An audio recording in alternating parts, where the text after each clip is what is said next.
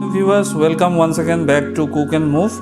আজি আমাৰ ইয়াত বতৰটো অলপ ডাৱৰীয়া হৈ আছে, সো আমি সন্ধিয়া সময়ত এটা প্ৰিপাৰেচন ৰেডি কৰিম ভেজিটেবল চপ আৰু ভেজিটেবল চপ বনাবৰ কাৰণে আমি যেটো ইনগ্ৰেডিয়েন্ট ইয়াত ভেজিটেবলছ ইউজ কৰিম তাৰ মাজত আমি গাজৰটো লৈ লৈছো, লগত বিট ৰুট আছে আৰু কেঁচা জলকীয়া আছে আৰু লগত এটা আলু আছে।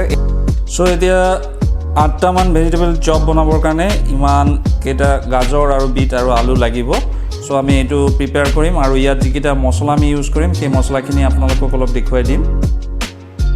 ইয়াত আমি মছলাখিনি লৈ লৈছো, এটো জিৰা আৰু ধনিয়া গুড়ি আছে, ইয়াত অলপ হালধি লৈছো, ইয়াত গৰম মছলা গুড়িটো আছে আৰু ইয়াত 5 ফোৰণটো আমি ফোৰণত ইউজ কৰিম আৰু এটো কেঁচা বাদাম আছে, এই বাদামখিনি আমি অলপ ফ্ৰাই কৰি লম।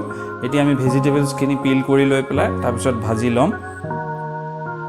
এনেকৈ আমি ভেজিটেবলছখিনি কাটি লৈছোঁ আৰু এতিয়া এইটো আমি ধুই তাৰপিছত ফ্ৰাই কৰিম আৰু ফ্ৰাই কৰি তাৰপিছত তাত আমি যিখিনি মছলা আছে আৰু ফোৰণ আছিলে সেইখিনি আমি দি দিম, লগত বাদামটো ভাজি লৈ পেলাই আমি দি দিম। এতিয়া আমি এনেকৈ বাদামখিনি অলপ ভাজি লম। এতিয়া 5 ফোৰণখিনি আমি ইয়াত দি দিছোঁ। এনেকৈ আমি অলপ ভাজি লম আৰু তাৰপিছত অলপ পানী দি পেলাই আমি এইটো গোটেইখিনি সিজাই লম আৰু লগত মছলা আমি যিখিনি লৈছিলোঁ সেইখিনি আমি দি দিম। সো এতিয়া আমি ইয়াত পানী দি আৰু মছলাখিনি দি দিছোঁ আৰু এইটো বইল হৈ থাকিব আৰু সিজি যাব গোটেইখিনি, যিখিনি আমি ভেজিটেবলছ লৈছিলোঁ সেইখিনি গোটেইখিনি সিজি যাব আৰু তাৰপিছত আমি সেইটো হাতেৰে মেছ কৰি ল'ম।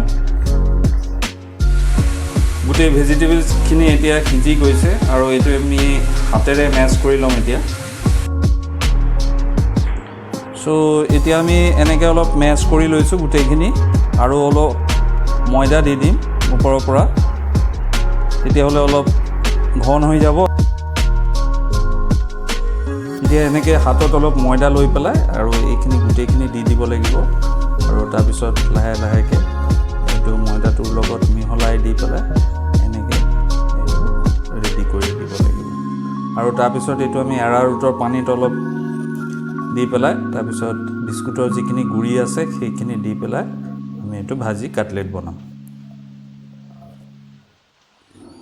এতিয়া এনেকৈ আমি প্ৰিপেয়াৰ কৰি লৈছোঁ আমাৰ যিখিনি ভেজিটেবল কাটলেট আছে চপ সেইখিনি আমি প্ৰিপেয়াৰ কৰি লৈছোঁ আৰু থালিটোত আপোনালোকে অলপ ময়দা দি দিব, তেতিয়াহ'লে লাগি নধৰিব। আৰু এতিয়া আমি এইখিনি এৰাৰুটৰ পানীত তিয়াই তাৰপিছত বিস্কুটৰ গুড়ি লগাই তাৰপিছত ফ্ৰাই কৰি আমি আমাৰ চপ যিখিনি প্ৰিপেয়াৰ কৰিবলগীয়া আছিলে সেইখিনি প্ৰিপেয়াৰ কৰি ল'ম। সো ইমানলৈকে আমি ৰেডি কৰি লৈছোঁ এতিয়া। এতিয়া ভিউৱাৰ্ছ, এইটো কৰ্ণফ্লাৱাৰৰ পেকেট আছে ইয়াত আৰু কৰ্ণফ্লাৱাৰখিনি আমি অলপ পানীত এতিয়া তিয়াই ল'ম। এনেকৈ পানীৰ লগত অলপ কৰ্ণফ্লাৱাৰখিনি মিহলাই দিছোঁ আৰু এতিয়া ইয়াত আমি যিটো বিস্কিট আছে বিস্কিটৰ গুড়িখিনি লৈ ল'ম। এইটো বেকাৰীৰ বিস্কিট যিখিনি আছে সেইটো বিস্কিটৰ গুড়ি হয়, সেইটো দি কোট কৰিম আৰু এবাৰ কোট কৰাৰ পিছত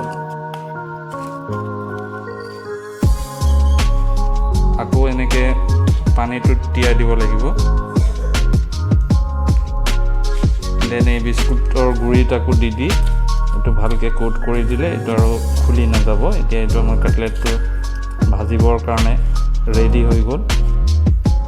সো এনেকৈ আমি ভেজিটেবল যিটো কাটলেট আছে চপ সেইটো আমি বিস্কুটৰ যিটো গুড়ি আছে সেইটো দি পেলাই আমি কোট কৰি লৈছোঁ।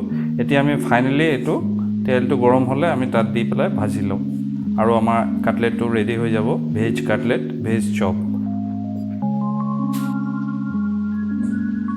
এতিয়া তেলটো গৰম হৈ যোৱাৰ লগে লগে লাহেকৈ এনেকৈ এৰি দিব লাগিব।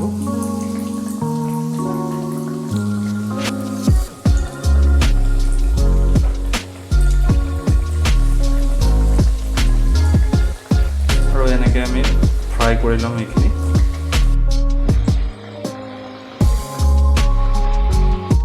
সো এনেকৈ আমি ভাজি লৈছোঁ আৰু বাকী যিখিনি আছিলে সেইখিনি আমি প্ৰিজাৰ্ভ কৰি ৰাখি দিম ফ্ৰিজত আৰু 2 দিনমান পিছত সেইখিনি আকৌ ভাজি লৈ আমি খাব পাৰিম। সো এয়াৰ টাইট এটা কণ্টেইনাৰত আপোনালোকে এনেকৈ বনাই পেলাই ফ্ৰিজত ৰাখি দিব পাৰে আৰু যিদিনা আপোনালোকৰ দৰকাৰ হ'ব সেইদিনা আপোনালোকে তেল গৰম কৰি লৈ এইটো ভাজি দিব। আজি আমি এইকেইটাই ভাজিছোঁ আৰু এতিয়া আমি প্লেটিং কৰিম। লগত আমি অলপ তিয়ঁহ লৈ ল'ম। চ' ফাইনেলি আমি এনেকৈ প্লেটিং কৰি লৈছোঁ। তিয়ঁহ আৰু মাষ্টাৰ্ড চচ আছে, লগত টমেটো কেচাপ আছে আৰু আজি আমি ইভিনিঙত এনেকৈ এনজয় কৰিম।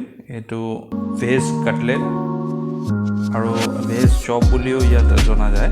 চ' আপোনালোকে ট্ৰাই কৰিব পাৰে ঘৰত, ইজি পদ্ধতিত ৰেডি কৰিব পাৰে ভেজ কাটলেট। ভিডিঅ'খন চাই কেনেকুৱা লাগিলে আপোনালোকে কাইণ্ডলি কমেণ্ট বক্সত জনাব। ভাল লাগিলে অলপ শ্বেয়াৰ কৰি দিব আৰু আমাৰ চেনেলখন অলপ ছাবস্ক্ৰাইব কৰি দিব। আজি ভিডিঅ'খন ইমানতে কনক্লুড কৰিছোঁ। থেংক ইউ ফৰ ৱাচিং।